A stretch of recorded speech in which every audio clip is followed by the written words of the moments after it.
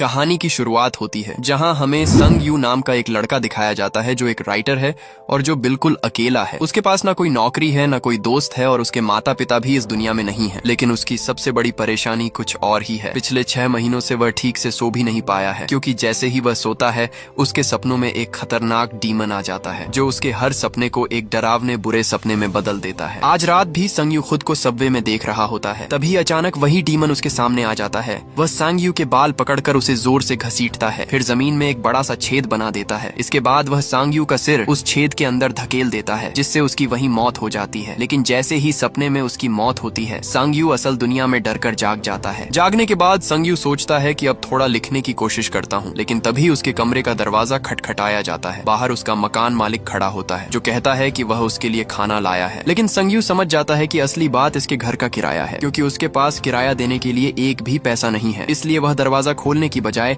खिड़की से बाहर निकलकर भाग जाता है। सड़क पर चलते हुए संग यू को उन सभी लोगों की याद आने लगती है जिनसे वह अपने अजीब सपनों के बारे में बात कर चुका है। किसी ने खुद को डॉक्टर बताया, किसी ने साइकोलॉजिस्ट, किसी ने साइंटिस्ट, तो कोई धर्म की बातें करने वाला इंसान था। हर किसी ने उसे सपनों के बारे में अलग अलग बात बताई, लेकिन किसी के पास ऐसा जवाब नहीं था जिससे उसकी परेशानी सच में खत्म हो सके। कुछ देर बाद संग यू एक खाने की दुकान पर रुकता है। वहाँ वह बिना अंडे वाला क्रेप मांगता है, क्योंकि उसके पास सिर्फ उतने ही पैसे होते हैं। लेकिन दुकान वाला उसकी हालत देखकर चुपचाप उसमें एक अंडा भी डाल देता है और कहता है कि यह उसकी तरफ से है। संग यू उसके इस अच्छे बर्ताव को देखकर हल्का सा मुस्कुरा देता है। जब तक क्रेप बन रहा होता है, संग यू सामने वाली कैफे की तरफ देखने लगता है। वहाँ हुआ एयर काम करती है। संग यू कई सालों से उसे पसंद करता है। उसे याद आता है कि पहली बार उसने हुआ एयर को एक बार में देखा था, जहाँ वह अपने बैंड के साथ गाना गा रही थी। उसकी प्यारी आवाज सुनने के बाद सांग यू उसे कभी भूल ही नहीं पाया। क्रेप तैयार होने के बाद सांग यू बैठकर उसे खाने लगता है, लेकिन तभी अचानक उसका मैनेजर सांजे वहां पहुंच जाता है। उसे देखते ही सांग यू डरकर भागने लगता है। भागते समय उसका क्रेप भी नीचे गिर जाता है, लेकिन भूखा और कमजोर होने की वजह से वह ज्यादा दूर नहीं जा पाता। आखिर में सांजे उसे पकड़ ही लेता है। कहानी आगे बढ़ती है और संगे संग यू को अपने साथ एक रेस्टोरेंट में ले जाता है। वहाँ वह खुद आराम से खाना खाने लगता है और संग यू को सिर्फ सामने बैठाकर डांटता रहता है। वह गुस्से में कहता है कि सांग यू ने कॉन्ट्रैक्ट की बिल्कुल भी इज्जत नहीं की और समय पर स्क्रिप्ट जमा नहीं की। संग यू उसे समझाने की कोशिश करता है कि पिछले कई महीनों से उसे नींद ही नहीं आती। जैसे ही वह सोता है, डरावने सपने आने शुरू हो जाते हैं। इसलिए उसका किसी भी काम में मन नहीं लग रहा, इसीलिए वह लिख भी नहीं पा रहा। लेकिन संजय उसकी एक भी बात नहीं सुनता। वह साफ कह देता है कि चाहे कुछ भी हो जाए, 10 दिनों के अंदर स्क्रिप्ट पूरी होकर उसके पास पहुंच जानी चाहिए। इसके बाद संग यू वापस अपने अपार्टमेंट पहुंचता है, लेकिन वहां पहुंचकर उसके पैरों तले जमीन खिसक जाती है। कमरे का ताला बदल चुका होता है और उसका सारा सामान बाहर कॉरिडोर्स में पड़ा होता है। आखिरकार मकान मालिक ने उसे घर से निकाल दिया होता है। अब उसके पास रहने के लिए भी कोई जगह नहीं बचती। मजबूर होकर संग यू अपना लैपटॉप लेकर एक कैफे में चला जाता है। वह सोचता है कि शायद यहाँ बैठकर स्क्रिप्ट लिख पाए, लेकिन कई दिनों की भूख और थकान उसके दिमाग पर इतनी भारी पड़ती है कि वह कुछ भी नहीं लिख पाता। धीरे धीरे उसकी आंख लग जाती है और वह वहीं कुर्सी पर सो जाता है। जैसे ही वह सोता है, उसके पीछे फिर वही डीमन आ जाता है। इस बार वह अपनी भारी जंजीर संग यू के गले में डाल देता है। फिर उसका सिर बार बार मेज पर इतनी जोर से मारता है कि आखिर में उसकी मौत हो जाती है। लेकिन हमेशा की तरह जैसे ही सपने में उसकी जान जाती है, संग यू अचानक डर कर जाग जाता है। सुबह आंख खुलते ही उसे एक और बड़ा झटका लगता है। उसका लैपटॉप गायब होता है। कोई उसे चुरा चुका होता है। अब उसके पास न रहने की जगह है और न ही काम करने का सामान। धीरे धीरे सांग यू को ऐसा महसूस होने लगता है कि अब वह सपनों और असली दुनिया में फर्क भी नहीं कर पा रहा है। पूरी तरह टूट चुका संग यू अपने मैनेजर सांगे को एक मैसेज भेजता है। उसमें वह लिखता है कि अब वह अपनी जान देने वाला है और अपने माता पिता के पास वापस जा रहा है। इसके बाद वह हुआ ईयर की कैफे के सामने वाली इमारत की छत पर पहुंच जाता है। वहां से वह आखिरी बार हुआ ईयर को देखता है और इमारत के किनारे पर खड़ा होकर नीचे कूदने की तैयारी करने लगता है। लेकिन तभी नीचे क्रेप बेचने वाला वही आदमी उसे देख लेता है। वह जल्दी से छत पर आता है और संग यू को मुफ्त में खाना देता है। भूखा संग यू बिना कुछ बोले खाना खाने लगता है। इसके बाद दोनों मौत और सपनों के बारे में बात करने लगते हैं। वह आदमी कहता है कि हर इंसान की इन दोनों चीजों को लेकर अपनी अलग सोच होती है। फिर वह संग यू को एक सलाह देता है। वह कहता है कि अगली बार जब भी तुम्हें ऐसा डरावना सपना आए, तो खुद से कहना कि मैं सपना देख रहा हूँ। शायद तभी तुम उस डर से जल्दी बाहर निकल पाओ। रात होने तक संग यू उसी छत पर बैठा हुआ एयर को देखता रहता है। इसके बाद वह अपना सेल फोन बेच देता है ताकि उसके पास खाने के लिए कुछ पैसे आ जाएं। फिर वह एक कन्वीनियंस स्टोर पहुंचता है। वह वहां कुछ सामान चुराने का सोचता है, लेकिन जैसे ही उसे महसूस होता है कि स्टोर का कैशियर उसे देख रहा है, वह अपना इरादा बदल देता है और पैसे देकर खाना खरीद लेता है। संग यू बाहर बैठकर खाना ही खा रहा होता है कि तभी अचानक हुआयर उसके सामने आ जाती है। उसे देखकर संग यू हैरान रह जाता है। हुआयर उसकी हालत देखकर चिंता जताती है, लेकिन अगले ही पल संग यू को एहसास होता है कि कुछ गड़बड़ है, क्योंकि उसके सामने खड़ी हुआयर असली नहीं बल्कि वही खतरनाक डीमन होता है जिसने उसका रूप ले लिया है। डीमन अचानक सांग यू को पकड़कर स्टोर के शीशे से जोर से मारता है। बाहर से यह सब देखकर कैशियर को लगता है कि सांग यू को कोई दौरा पड़ा है, लेकिन सांग यू असल में उस डीमन से लड़ रहा होता है। तभी डीमन अपनी तलवार निकालता है और सांग यू पर हमला करके उसे शीशे की तरफ फेंक देता है। हवा में उछलते समय संग यू को अचानक क्रेप वाले आदमी की बात याद आती है। वह खुद से जोर से कहता है कि मैं सपना देख रहा हूँ। इतना कहते ही वह तुरंत जाग जाता है, लेकिन इस बार कुछ अजीब होता है। असली दुनिया में भी उसका शरीर टूटे हुए शीशे के बीच उड़ रहा होता है। फर्क सिर्फ इतना होता है कि उसके शरीर में तलवार नहीं लगी होती, लेकिन डीमन की वही तलवार उसके हाथ में होती है। कैशियर ने एम्बुलेंस बुला ली होती है, लेकिन सांग यू वहाँ रुकने की बजाय तुरंत भाग जाता है। पूरी रात वह एक पार्क में बैठा रहता है। वह बार बार उस तलवार को देखता है और खुद को यकीन दिलाता है कि इस बार वह सच में जाग चुका है और अभी भी कोई सपना नहीं देख रहा। सुबह होते ही संग यू उस तलवार को बेचने के लिए फ्ली मार्केट पहुंचता है। वहाँ जितने भी खरीदार उसे देखते हैं सभी उस तलवार को खरीदने के लिए उतावले हो जाते हैं। तभी संग यू समझ जाता है कि उसके हाथ में कोई बहुत कीमती चीज है, इसीलिए वह वहाँ बेचने की बजाय उसे एक पॉन शॉप में ले जाता है। पॉन शॉप का मालिक तलवार को ध्यान से देखता है और उसकी असली कीमत बताता है। वह संग यू को पूरे 20,000 देता है। इतने पैसे हाथ में आते ही संग यू बिना समय गंवाए अपनी जिंदगी बदलना शुरू कर देता है। वह नया कंप्यूटर खरीदता है, अच्छे रेस्टोरेंट में खाना खाता है और एक शानदार होटल में कमरा लेकर रहने लगता है। रात होते ही संग यू स्लीपिंग पिल्स खाकर जानबूझकर सो जाता है। वह इंतजार करता है कि उसका वही पुराना सपना फिर शुरू हो। इस बार सपना उसी होटल में शुरू होता है जहां वह असली दुनिया में ठहरा हुआ होता है। वह कमरे से बाहर निकलकर हॉलवे में घूमने लगता है। वह एक फ्लावर पॉट उठाकर जोर से कहता है कि मैं सपना देख रहा हूँ, लेकिन इस बार कुछ भी नहीं होता। संग यू ये सोचकर आगे बढ़ता है कि शायद इस बार उसकी तरकीब काम नहीं कर रही। तभी अचानक हॉलवे के आखिर में वही डीमन दिखाई देता है, लेकिन इस बार उसके हाथ में तलवार नहीं बल्कि सोने की एक बहुत बड़ी एक्स होती है। वह पूरी ताकत से संग यू के पीछे दौड़ पड़ता है। संग यू अपनी जान बचाने के लिए भागने लगता है, लेकिन डीमन बहुत तेजी से उसके पास पहुंच जाता है। वह अपनी एक्स से बार बार उस पर हमला करता है। हर बार संग यू को बुरी तरह घायल कर देता है। डीमन उसे इधर उधर फेंकता रहता है, लेकिन कई बार सहने के बाद संग यू सही मौका देखकर एक्स पकड़ लेता है। एक्स हाथ में आते ही संग यू जोर से कहता है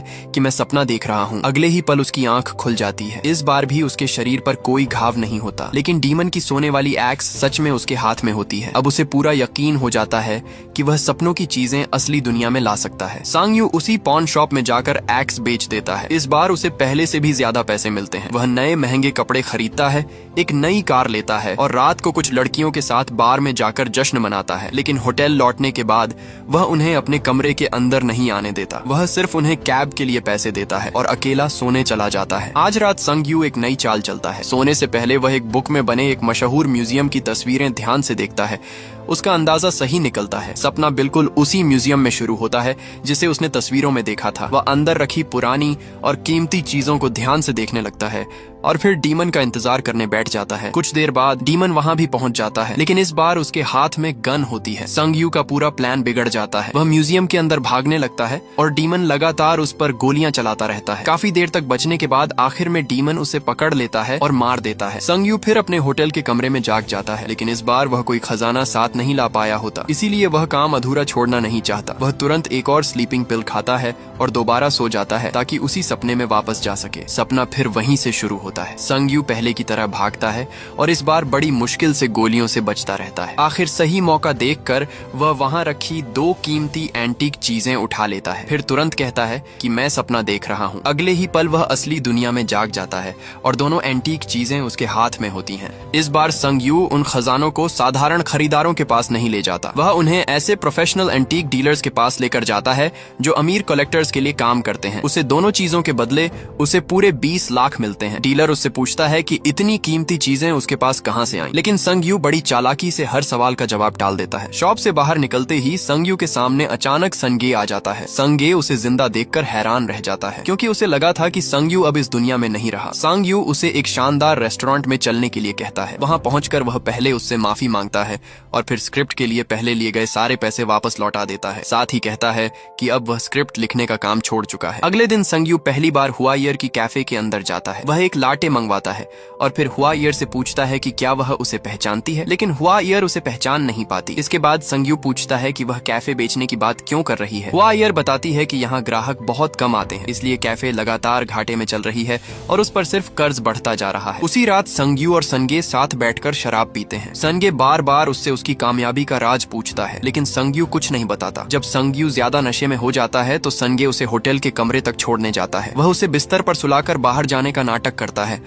लेकिन थोड़ी देर बाद चुपके से वापस लौट आता है। सन के कमरे में आकर संग यू का वॉलेट और चेकबुक देखने लगता है। तभी अचानक संग यू की आंख खुल जाती है। उसके हाथ में सोने की भारी चेन्स होती हैं, जिन्हें देखकर सांगे सब समझ जाता है। अब वह सांग यू से कहता है कि उसे भी इस काम में साथ रख ले। वह वादा करता है कि वह उसकी पूरी मदद करेगा। संग यू कुछ देर सोचने के बाद उसकी बात मान लेता है। अगले दिन संग यू हुआईयर की कैफे खरीद लेता है, लेकिन वह कैफे अपने पास रखने की बजाय हुआईयर से कहता है कि वही पहले की तरह इसे चलाए और दोनों मिलकर कमाई बांटेंगे। लेकिन अगर कभी नुकसान हुआ तो उसकी जिम्मेदारी सिर्फ संग यू की होगी। हुआईयर उसकी इस मदद से बहुत खुश हो जाती है। अपनी खुशी जताने के लिए हुआईयर उसे डिनर पर बुलाती है। दोनों साथ बैठकर अपने नए बिजनेस की बातें करते हैं। इसी दौरान हुआईयर मुस्कुराकर कहती है कि उसे लगता है संग यू सिर्फ पैसों की वजह से यह सब नहीं कर रहा, शायद उसके मन में कुछ और भी है। संग यू उसकी बात सुनकर चुप रह जाता है और मुस्कुरा देता है। इसके बाद संग यू लगभग हर रात अपने सपनों में जाने लगता है, जबकि बाहर असली दुनिया में संगे उसके सोते हुए शरीर की रखवाली करता है। धीरे धीरे संग यू अपने सपनों पर पहले से ज्यादा काबू पाने लगता है। एक सपने में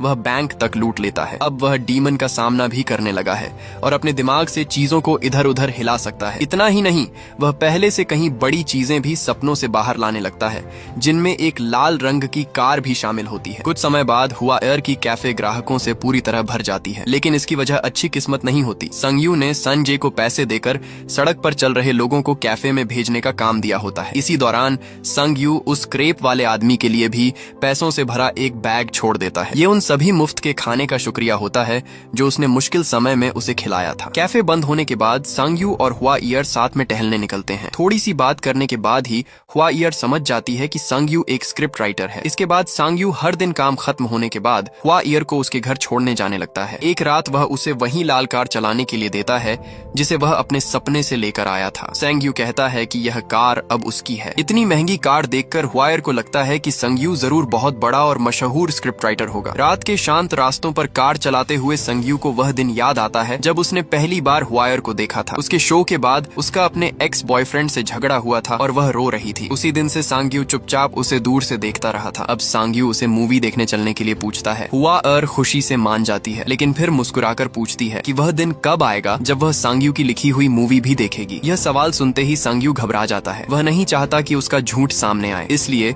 इस बार वह सच में एक स्क्रिप्ट लिखना शुरू कर देता है। स्क्रिप्ट पूरी होने के बाद संग यू उसे संजी को पढ़ने के लिए देता है और खुद सो जाता है, क्योंकि हुआईयर हर समय उसके दिमाग में रहती है। इसलिए इस बार उसके सपने में हुआईयर की बहुत सारी परछाइयां उसके आसपास होती हैं। संग यू जल्दी से खुद को जगाने की कोशिश करता है। जैसे ही उसकी आंख खुलती है, वह देखता है कि संजय को स्क्रिप्ट इतनी पसंद आती है कि वह स्क्रिप्ट पढ़कर रो रहा होता है। इसके बाद दोनों एक नया प्लान बनाते हैं। वे उस स्क्रिप्ट को एक मूवी कंपनी को बेच देते हैं। इतना ही नहीं, वह अपनी जेब से भी पैसा लगाने की बात करते हैं ताकि सबसे बड़े स्टार्स को लेकर मूवी बनाई जाए और वह बहुत बड़ी हिट मूवी बने। संग यू के सम्मान में एक खास डिनर भी रखा जाता है जहां हुआईयर उसके साथ जाती है। उस प्रोग्राम में संग यू के बारे में एक बड़ी प्रेजेंटेशन दिखाई जाती है। उसमें दावा किया जाता है कि उसने पहले भी कई बड़ी हिट मूवीज लिखी थीं, लेकिन दुनिया घूमने की चाहत की वजह से उसने कभी अपना नाम सामने नहीं आने दिया, जबकि यह पूरी कहानी सिर्फ झूठ होती है। लेकिन वहां मौजूद सभी लोग उस पर विश्वास कर लेते हैं। कुछ दिनों बाद एक नए सपने में संग यू एक अजीब जगह पहुंचता है। वहां काफी खजाना पड़ा होता है और एक मंक ध्यान में बैठा होता है। संग यू उसकी कमर से बंधी बेल्ट निकालने की कोशिश करता है, लेकिन जैसे ही उसका हाथ बेल्ट को छूता है, उसका हाथ धीरे धीरे गायब होने लगता है। फिर भी संग यू हार नहीं मानता और दोबारा कोशिश करता है। जैसे ही संग यू का हाथ फिर से ठीक होता है, वह दोबारा उस मंक की बेल्ट उतारने की कोशिश करता है। इस बार वह बेल्ट निकालने में कामयाब हो जाता है, लेकिन उसी समय मंक अपनी आंखें खोले बिना 2 धुआं निकलती उंगलियों से संग यू के सीने को छू देता है। संग यू उस समय इस बात को ज्यादा गंभीरता से नहीं लेता। कुछ ही पल बाद मंक और वह खजाना दोनों धीरे धीरे गायब हो जाते हैं। इस बार हैरानी की बात यह होती है कि डीमन कहीं भी दिखाई नहीं देता। एक रात संग यू हुआएर को उसी छत पर लेकर जाता है जहां उसने कभी अपनी जान देने की कोशिश की थी। वहां उसने उसके लिए खास फायरवर्क्स का इंतजाम किया होता है। रंग बिरंगी रोशनी से पूरा आसमान चमक उठता है। हुआएर मुस्कुराते हुए उससे पूछती है कि क्या वह भी एक दिन अचानक उसी तरह गायब हो जाएगा जैसे अचानक उसकी जिंदगी में आया था। संग यू उससे वादा करता है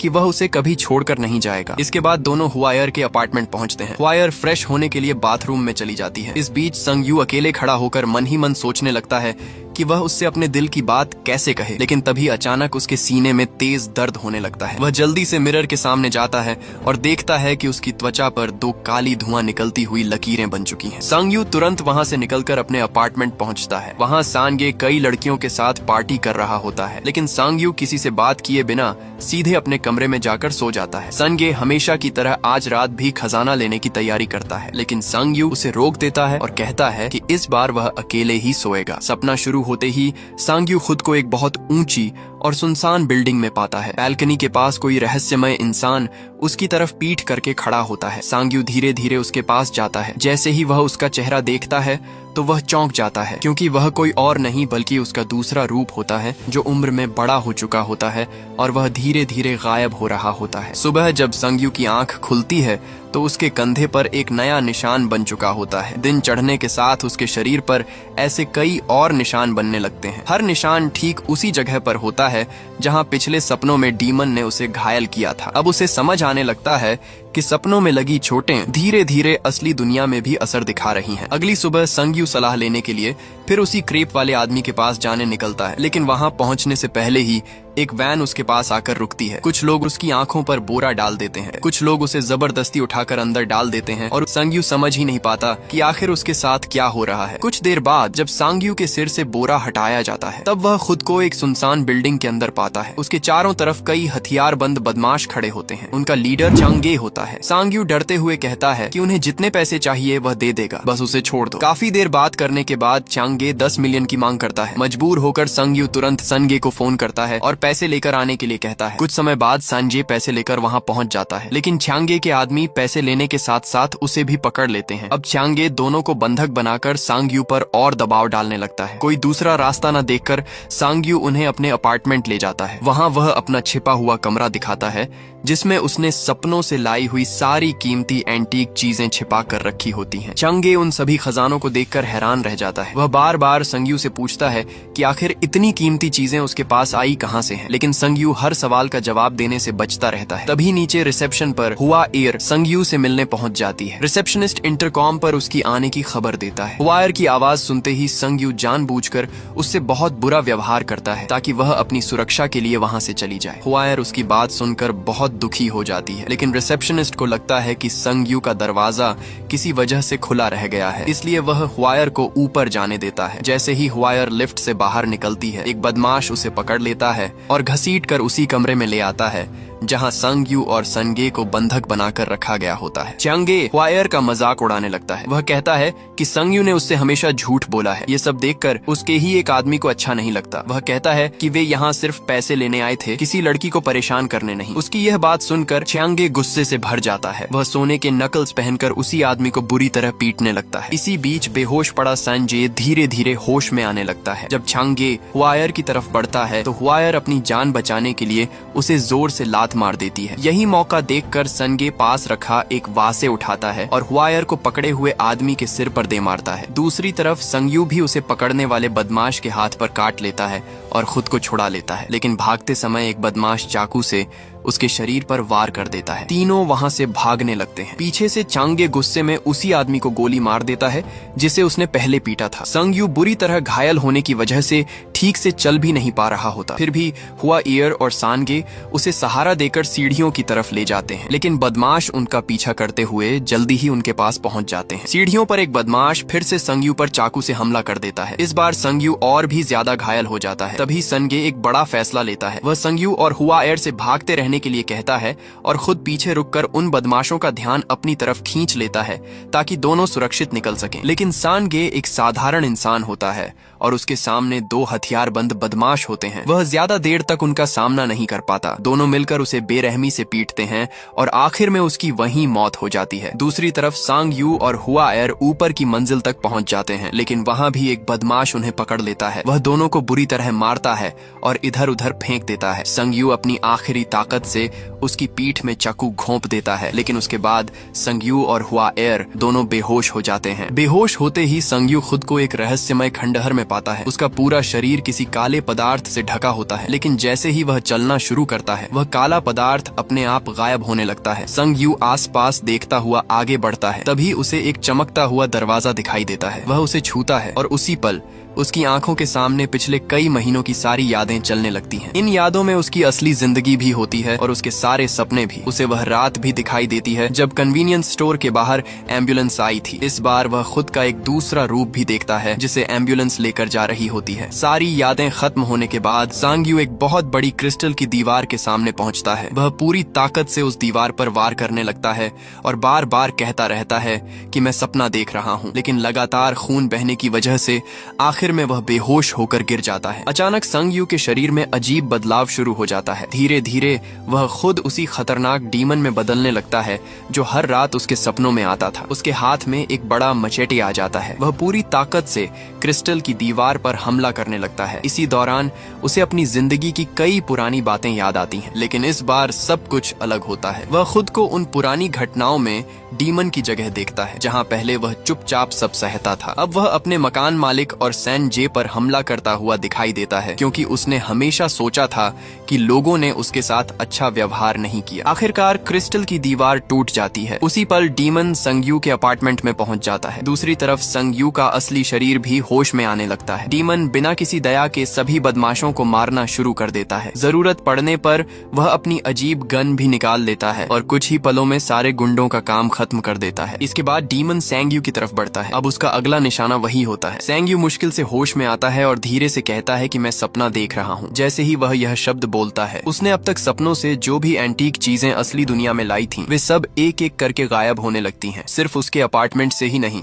बल्कि उन सभी अमीर कलेक्टर्स के पास से भी जहाँ वे बेची गई थीं। इसके तुरंत बाद संग यू फिर से बेहोश हो जाता है। जब उसकी आंख खुलती है तो वह खुद को फिर उसी रात कन्वीनियंस स्टोर के बाहर पाता है, जैसे सब कुछ दोबारा शुरू हो गया हो। थोड़ी देर बाद हुआयर उसके पास आती है। इस बार वह उसे कॉन्सर्ट वाली रात से पहचान लेती है। उसकी हालत देखकर उसे उस पर तरस आता है और वह उसे अपने घर चलने के लिए कहती है ताकि वह उसे ठीक से खाना खिला सके। घर पहुंचने के बाद हुआयर उसके लिए नूडल सूप बनाती है। खाना खाते समय वह बताती है कि उसने मैगजीन में सांग यू की लिखी एक कहानी पढ़ी थी। उसे वह कहानी बहुत पसंद आई थी। हुआयर कहती है कि सांग यू में हुनर की कोई कमी नहीं है, उसे सिर्फ एक अच्छे मौके की जरूरत है। जब तक वह मौका नहीं मिलता तब तक वह चाहे तो उसकी कैफे में काम कर सकता है। ये सुनते ही संग यू की आंखों में आंसू आ जाते हैं। वह खुद को रोक नहीं पाता और रोने लगता है। तभी यह भी पता चलता है कि हुआयर को शुरू से ही मालूम था कि संग यू कई बार दूर से उसे देखा करता था, लेकिन उसने कभी इस बात को गलत नहीं समझा, क्योंकि उसे महसूस हो गया था कि संग यू का इरादा बुरा नहीं था। कुछ समय बाद दोनों साथ मिलकर कैफे में काम करने लगते हैं। एक दिन हुआयर उसे एक गिफ्ट देती है। वह गिफ्ट एक नया लैपटॉप होता है ताकि संग यू आराम से अपनी कहानियां लिख सके। इसके बाद सांग यू सांगे से मिलने एक रेस्टोरेंट जाता है। वह उसे पहले लिए हुए सारे पैसे वापस करना चाहता है, क्योंकि अब वह किसी के कहने पर स्क्रिप्ट नहीं लिखना चाहता। वह सिर्फ वही लिखना चाहता है जो उसके दिल से निकले। लेकिन सांग जी पैसे वापस लेने से मना कर देता है, बल्कि वह संग यू को और पैसे देता है, क्योंकि उसने सांग यू की पुरानी स्क्रिप्ट बेच दी होती है। ये सुनकर सांग यू बहुत खुश हो जाता है। इस खुशी में वह कहता है कि आज रेस्टोरेंट का पूरा बिल वही देगा। कई दिन बीत जाते हैं। अब संग यू अपनी नई जिंदगी से पूरी तरह खुश होता है। वह फिर से क्रेप वाले आदमी के पास खाना खाने पहुंचता है। क्रेप वाला उसके पुराने पैसे वापस करता है, फिर अपने पेट पर बना एक पुराना निशान दिखाकर बताता है कि कभी उसके पास भी संग यू जैसी ही ताकत थी, लेकिन उसने समझ लिया कि लालच से दूर एक साधारण जिंदगी ही सबसे अच्छी होती है। संग यू उसकी बात ध्यान से सुन रहा होता है, तभी उसके पीछे वही रहस्यमय खंडहर फिर से दिखाई देने लगते हैं। इसके साथ ही ये सच सामने आता है कि जिसने उन बदमाशों को मारा था वह नया डीमन कन्वीनियंस स्टोर वाली रात से ही सांग यू का पीछा कर रहा है। इसी रहस्य के साथ यह फिल्म यहीं खत्म होती है। अब कमेंट में जरूर बताइए कि अगर आप सांग यू की जगह होते तो इस ताकत का इस्तेमाल दौलत कमाने के लिए करते या एक साधारण जिंदगी चुनते। अगर वीडियो पसंद आई हो तो लाइक करके अपना साथ दिखाइए और ऐसी ही दमदार मूवी रिकैप्स के लिए चैनल को सब्सक्राइब कर लीजिए ताकि अगली कहानी आपसे छूट न जाए।